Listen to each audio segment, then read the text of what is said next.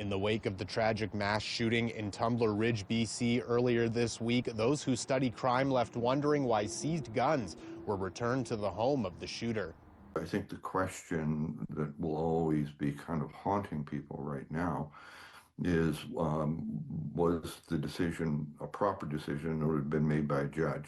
Mount Royal criminologist Doug King telling me, like Canadians across the country, he questions how guns got into the hands of the 18-year-old RCMP have identified as the culprit behind the mass shooting at Tumbler Ridge School in northern BC earlier this week. RCMP confirming that legally owned guns were previously removed from the home of the shooter, but later petitioned to the courts to be returned by the owner of the guns. Mounties providing some details Friday afternoon, saying a total of 4 guns were seized, 2 from the home and 2 from the school. Investigators saying the origins of one of the guns found at the school is unknown, and an unregistered shotgun was found inside the home of the shooter, but not sharing details about the other 2. I can't comment further on that for the reasons we previously stated, but I can assure you that as we move through this investigation, we will examine in collaboration with all of our public safety partners any information to that regard. RCMP don't know how the firearms were obtained, but say the shooter's mother had a valid PAL license,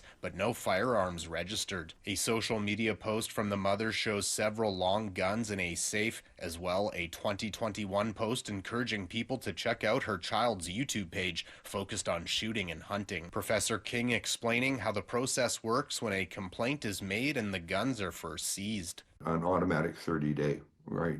Nothing.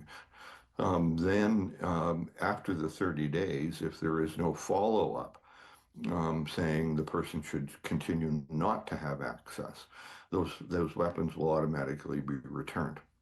So that required to prohibit that requires a second hearing, right?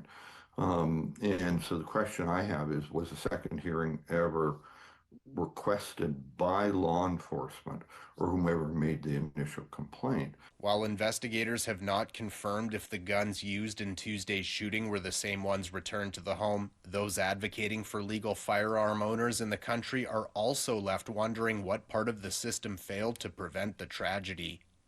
But in situations like that, another tool the police have or the courts have at their disposal is to have alternate storage, meaning those firearms would have to be stored at a relative's or maybe a gun store or some other location if there's problems like there were in this household. RCMP adding chilling details late Friday, saying the shooter was not targeting anyone specifically and that officers were shot at before the shooter took their own life.